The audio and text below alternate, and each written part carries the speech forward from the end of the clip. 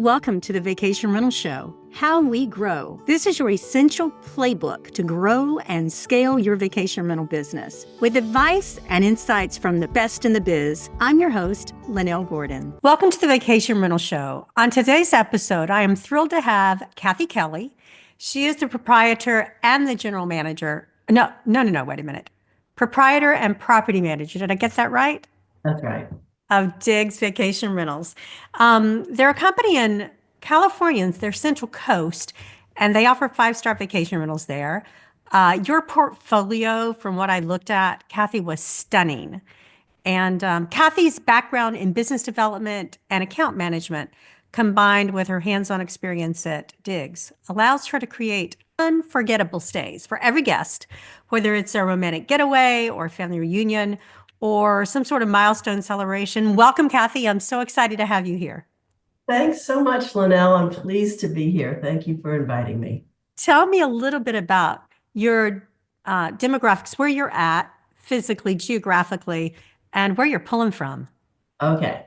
So DIGS Vacation Rentals is located in the Central Coast of California, also affectionately known as SLOCAL, which is San Luis Obispo County.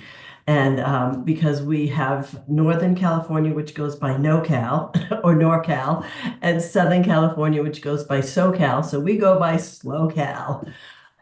We are halfway between San Francisco and Los Angeles, and then narrowing it down a little bit further, halfway between Monterey and Santa Barbara, which covers the whole entire Central Coast from Lake Nacimiento down to basically Santa Maria.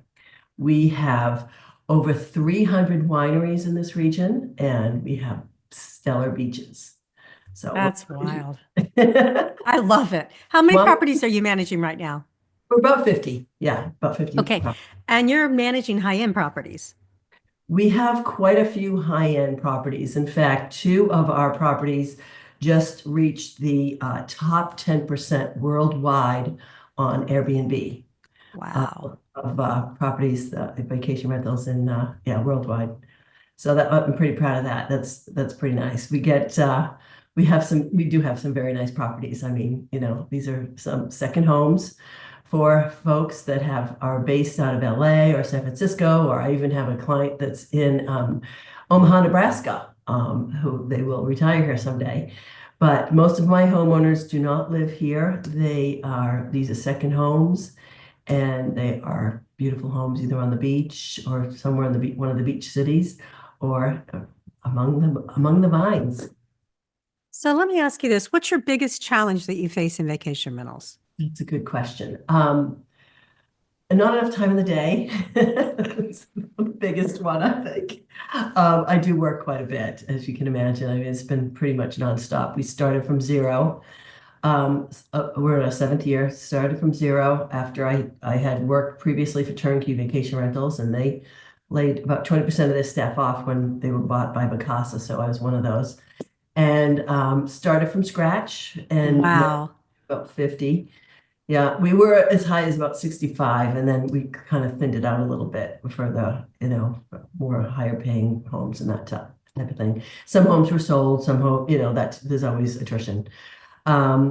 But the hardest thing, I think, is, I think one of the hardest things is keeping a staff happy and motivated.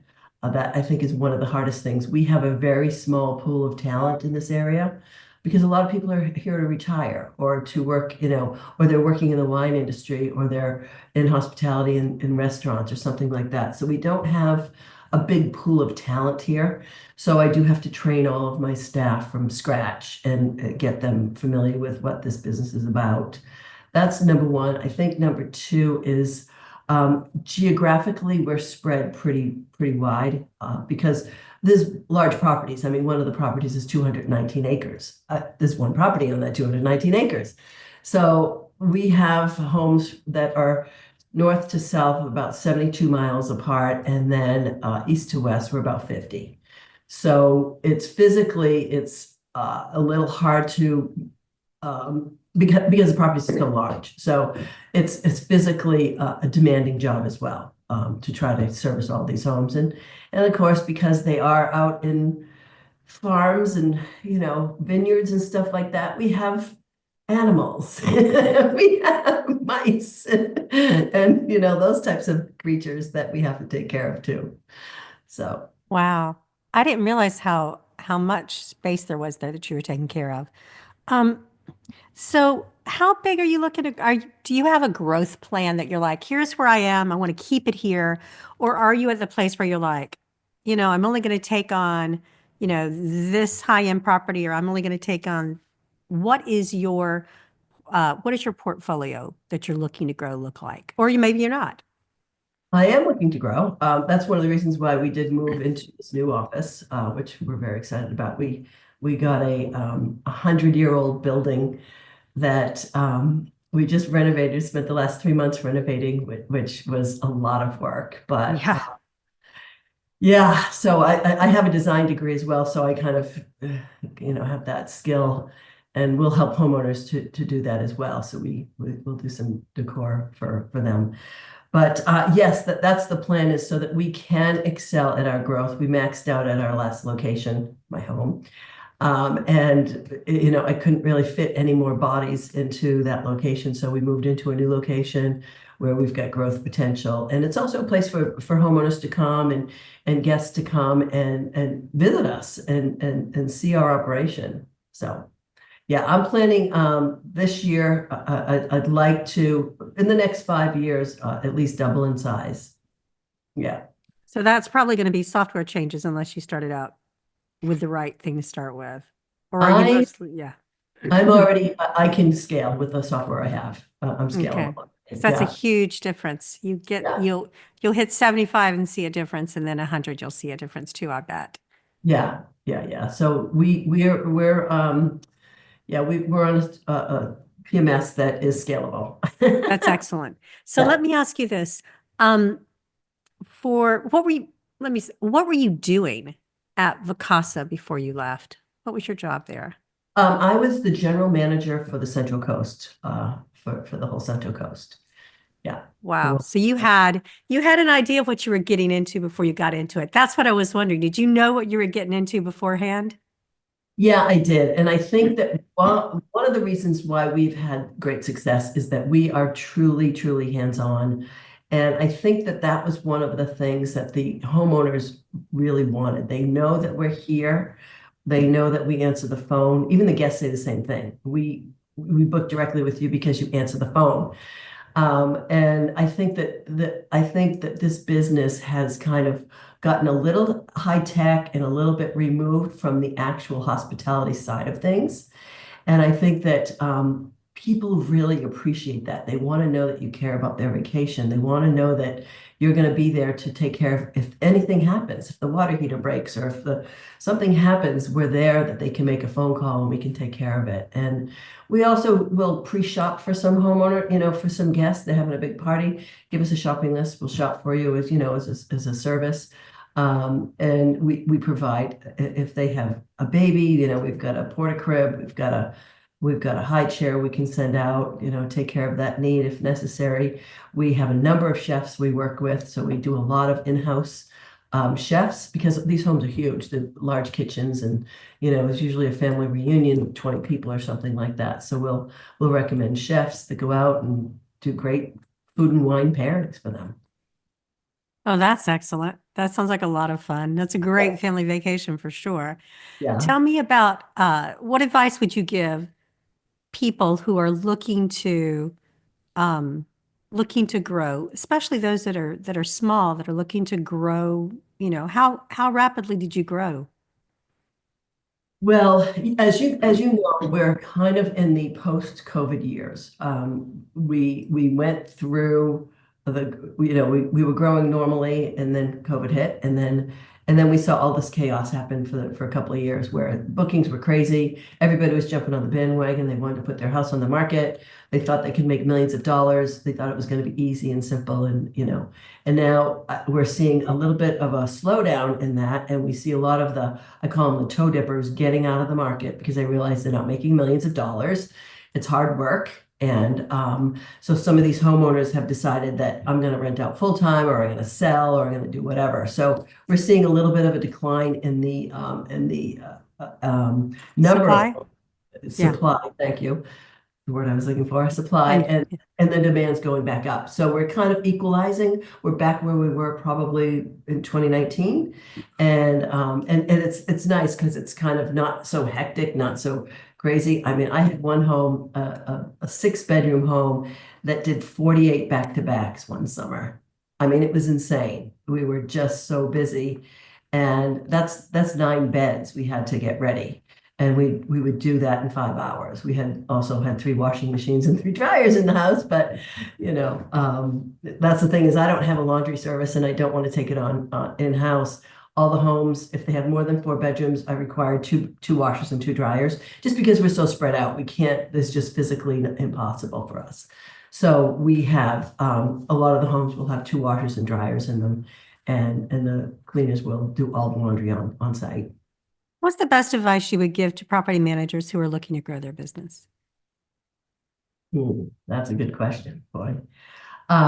Work hard. You always have to work hard. That's kind of a no-brainer. It's not going to come easy, and be willing to do whatever it takes to make it happen, and then figure out where your strengths are and where the holes are that you need to fill.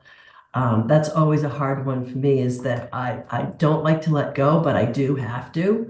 I have to delegate in order to grow, and I know that. And what are my strengths that can keep the business going, which, is really my key, is that my strength is selling and marketing.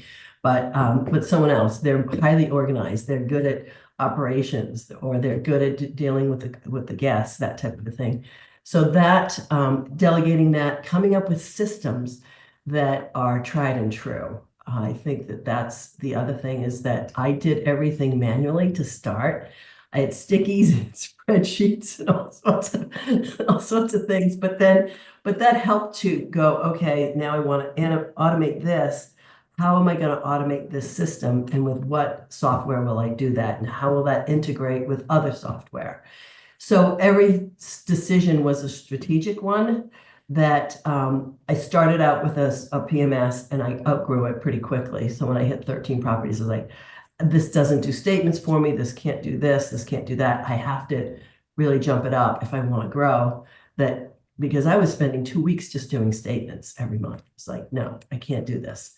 So as you grow, you just have to say, where are the soft spots, or the challenges that we need to solve, and how do we get there, and how do we get there strategically? And I don't take on a new software very often. I do one a year maybe, because I want to make sure it's going to integrate right, and we have to learn it before we really use it.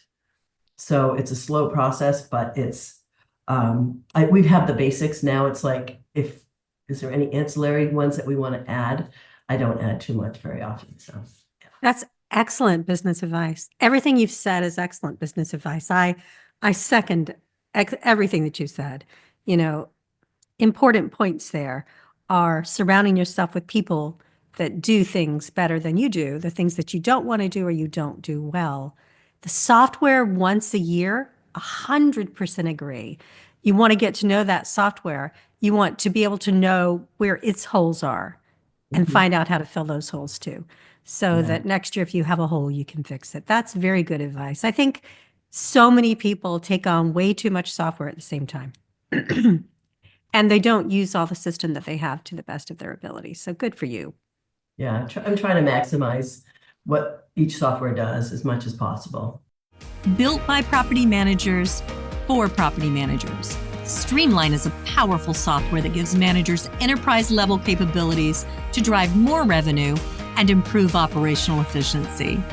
Migrating to Streamline allows property managers to gain functionality while reducing the need for multiple vendors, improving flow by logging into a single system and reducing redundant technology costs. With Streamline, property managers achieve revenue lifts by leveraging our fully fledged communication center, reservations quoting system, revenue management tools, homeowner acquisition CRM, and powerful direct OTA connections. Streamline also has industry-leading trust accounting and report capabilities to give you clarity in an overall company performance. Learn more about Streamline Vacation Rental software at streamlinevrs.com. Let me ask you this. If you could turn around over your shoulder and look to say, gosh, I wish I'd done that different, or gosh, I wished I hadn't done that, what would you say to people? Wished I was more prepared for that. I wished I had delegated sooner. But it was hard because of the lack of talent. The talent pool is very slim. I wished I had moved into offices a little sooner, because I think that would have helped grow faster. I think that, but I'm okay with where I'm at this point. I mean, I think that it's a very comfortable position to be in right now. The other thing that I do to really get out there and to kind of network is I'm involved with the community very extensively. I'm on the board of directors for the local Chamber of Commerce. I've been on that for the last 3 or 4 years. I get involved with other things. I'm on the VRMA board, different, not the board, but different committees. So it's like, that's something that I really cherish in getting to know people. And I also befriend a lot of real estate agents who are invaluable. I mean, they just really have been great. And right on the street that we're on Main Street, but there's 2 or 3 real estate agents that just go talk to them, go talk to DIGS Vacation Rentals. They'll take care of you, So we have a trust level that's built up that it's automatic referrals, and it makes it a pleasant thing. And we refer people to them too. So it's a symbiotic relationship, and that we help each other out. So you're not doing real estate sales, you're just doing the rentals right now. That's right.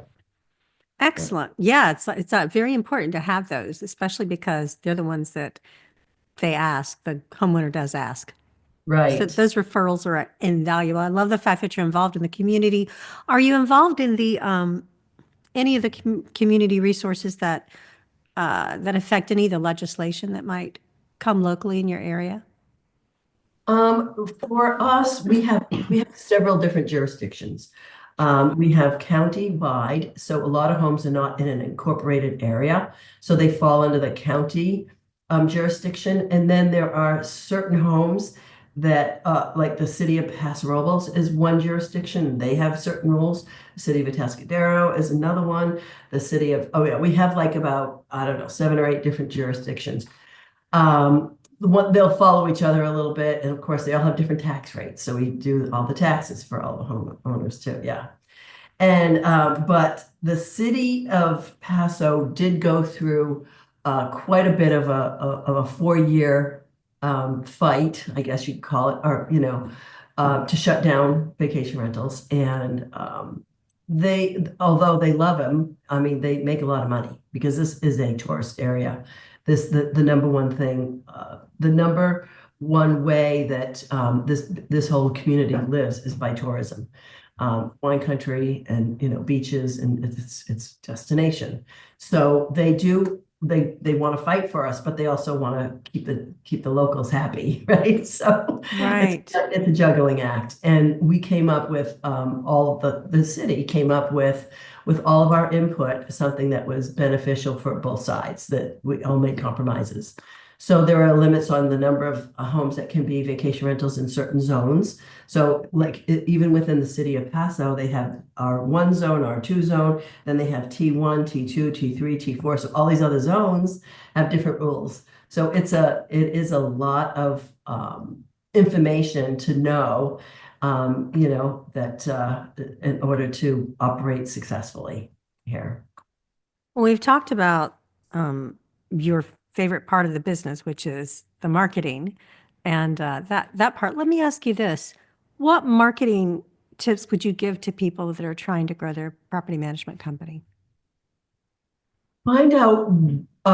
So we also advertise in, let's say, the Paso Robles Wine Country Alliance. We're members of that that group. So that's that's all wineries, right? But they refer us too because we refer them, and so it's like there's other ways to do it on a local basis that the more it's you know how it is, it's referrals. It really is a referral business. And so get involved with the community and get involved with organizations that are, you know, upstanding and really draw people to the area. How do you handle the key challenges you have with such widespread properties? I have 6 different cleaning crews. So, so I have about 35 different cleaners. Within a group, there's probably 4 or 5 guys that or girls that work with that cleaner. So I have strategically gotten cleaning groups in various parts of the whole county. So I have a southern cleaning crew, I have a northern cleaning crew, I have an eastern cleaning crew, I have a beach city cleaning crew. So I kind of have the area covered in that way because they act not only just as cleaners, but they look out for the property. They have all been with me from the start. I've had, I knock on wood, I've had the best cleaners that you can imagine, and they've all stayed with me. Okay, so you and Steve, that's about the only people in this industry that I know can really say that. That's tremendous to have that type of loyalty that you inspire in people that work for you for 7 years to do that part of operations, because that's one of the biggest turnover areas Yeah. for most people in operations. How do you keep your people? I have a party for them at least once a year. A shot of tequila. Just tequila. Hey, you know what? Whatever works. I'm just saying.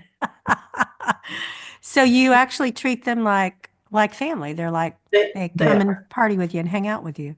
Yes. In fact, some of my cleaners actually moved us just last week and put desks together for us. And, you know, and during the construction, they did the construction clean for me. They did you know, once we were moving in, they did that clean. And then they put all the desks together. Oh yeah, we had it's family. In fact, one group of cleaners, Homer and Daisy are their names.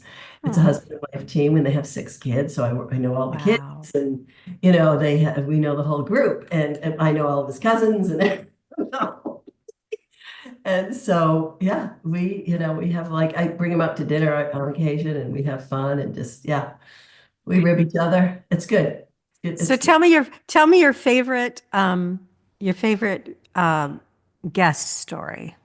okay. I had this one guy call me up, and he was going to propose to his girlfriend.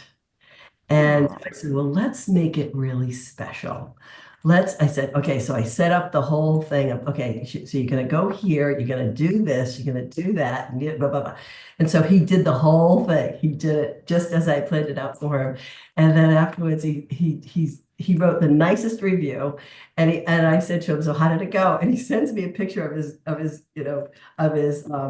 future wife with a picture of her ring. And I go, good job. Yeah. that's sweet. That is So great customer service. yeah, and we had another one that I just when I find out what they're coming for, we try to really take care of them. Gloria, she had lost her husband, and this was her first birthday slash Christmas time that she was going to be without him. So we got a chef. She rented the house with her best friends, like 4 of her best friends, and we got a chef for her. And I even set up an appointment for her with my hairdresser so she could look all dolled up and stuff like that. And I went over and took pictures of her in her group for her too. So we had fun with that, and she really enjoyed it. But yeah, I love that your favorite guest stories are ones where you've personally connected with them on a real personal basis. That's really great. Tell me about your favorite owner story. oh my gosh, ooh. You know how owners are. I do. And you know what? I was just going to say, based on where you're located, I was waiting for some sort of celebrity story because I got to tell you, the people that I interview in those types of areas where you're in, they have a lot of celebrity stories. But I love the fact that yours were not celebrity stories. They were actually connections that you'd made with guests. And that's really beautiful to me, Kathy. That says a lot about you. So tell me tell me your favorite owner story. I have a lot of great owners. For me, that makes it really special is that I become friends with them. They become people that I look forward to for them when they come into town and we go out to dinner or we'll do something. I had Friday night, I had a homeowner. She came up, I was a little down and she goes, I'm gonna come up and hang with you. And you know what I mean? It's like we become friends and they know how hard I work for them, so they appreciate it. And they do tell me that. They say, we know it's going to get done. And they show appreciation in that way. A lot of them, not all of them, but most of them do. And so yeah, we went to dinner Friday night just this past Friday night with one of my homeowners who is great. I have other homeowners. We have 3 of their homes. I love them. They're great people, and they give us Christmas gifts, And they'll go out and it's like, let's go out onto the lake. We're gonna go out to the lake. We're gonna go out on the pontoon boat, like our treat. So we all go out on their boat and have wine and cheese and have a good time. But yeah, so we become friends, and it's a personal thing for me.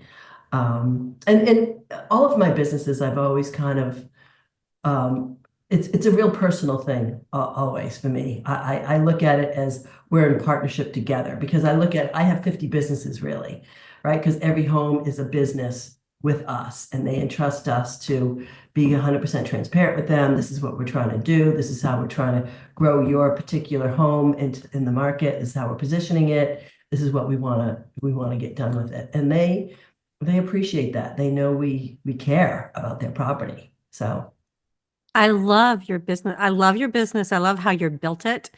I love how you've built it on relationships. You've built your whole business, not just your homeowners, but the people that work under you. Everything is, well, what you said, it's all about relationship. And I find that incredibly heartwarming, and I'm sure it's rewarding for you. a lot of times it is, yes. Sometimes it's like, I just need a break. Well, you said the hardest part is staff, and the hardest part of any business is always staff.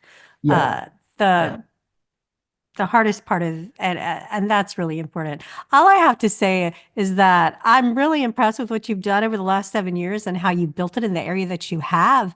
And big mistake on them getting rid of you at that point. Their loss, your gain for certain because of what you've done. Exactly. The homeowners, I did get a lot of homeowners that did not want to go with Vacasa.